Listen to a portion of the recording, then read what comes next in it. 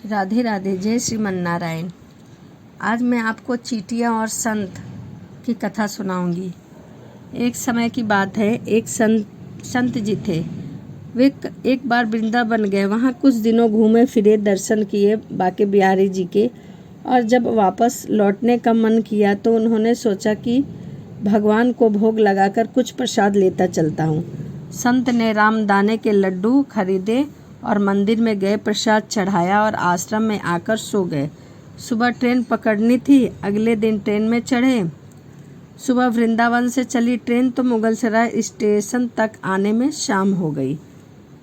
संत ने सोचा अभी पटना तक जाने में 3-4 घंटे और लगेंगे। भूख लग गई है, क्यों ना मुगलसराय में ट्रेन आधे घंटे रुकती है, चले हाथ पैर धोकर संध्या वंदना करके कुछ खा पी लिया जाए।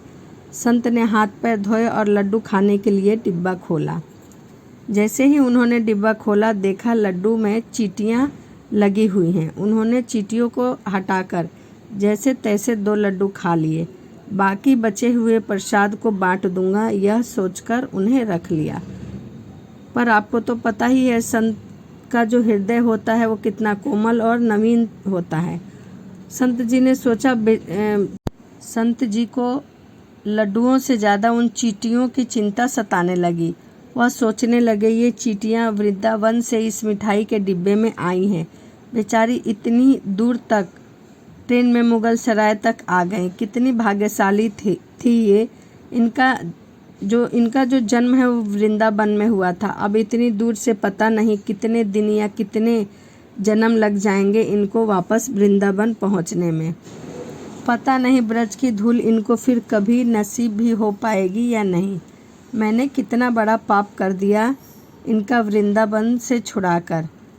नहीं, मुझे वापस जाना होगा। संत जी ने यह सोचा कि मुझे वापस जाना होगा, और संत जी ने उन चींटियों को वापस उसी मिठाई के डिब्बे में सावधानी से रखा और वृंदावन की ट्रेन पकड़ ली। उसी मिठाई की दुकान के पास एक डिब्बा धरती पर रखा और हाथ जोड़कर कहा, मेरे भाग्य में नहीं है कि मैं तेरे ब्रज में रह सकूं, तो तुझे कोई अधिकार भी नहीं है कि जिसके भाग में ब्रज की धूल लिखी है उसे मैं दूर कर सकूं। दुकानदार ने देखा तो आया और, महाराज चींटियां लग गई हैं तो कोई बात नहीं, आप दूसरी मिठाई ले तौलवा लीजिए। संत ने कहा, भैया मिठाई में कोई कमी नहीं थी, इन हाथों से पाप होते होते रह गया, उसी का प्रायश्चित कर रहा हूँ। दुकानदार ने जब सारी बात जानी तो उस संत के पैरों के पास बैठ गया और भावुक होकर बोला। इधर दुकानदार रो रहा था, उधर संत की आंखें गीली हो रही थी। बात उस निर्मल मन की है, बात ब्रज की है, बात वृंदावन की है, बात मेरे नटवर नागर और उनकी राजधानी की है, बात मेरे कृष्ण की राजधानी की है। बूझो तो बहुत कुछ है, बूझो तो सब पागलपन है, मानो तो गिरधर है, मानो तो गोपाल है।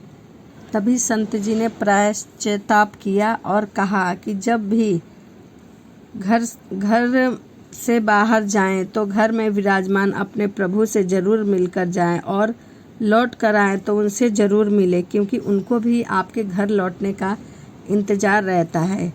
घर में आप एक नियम बनाइए, जब भी आप घर से बाहर निकले तो घर के मंदिर के पास 2 घड़ी खड़े रह कर कहे, हे प्रभु चलिए, आपको मेरे साथ चलना होगा। ऐसा बोल कर ही घर से निकले, क्योंकि आप भले ही लाखों की घड़ी हाथ में क्यों ना पहने हो, पर समय तो प्रभु के ही हाथ में है। तो ये वीडियो आपको कैसी लगी? चलिए मिलते हैं अगली वीडियो में।